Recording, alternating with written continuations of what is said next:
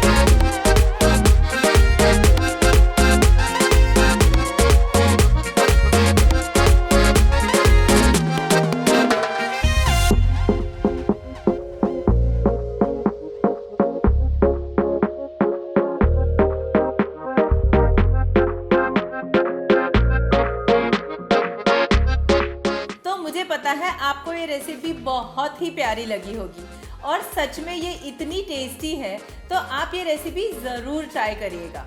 Also do recommend our social media pages of radio toor dal to your friends and family. Thank you.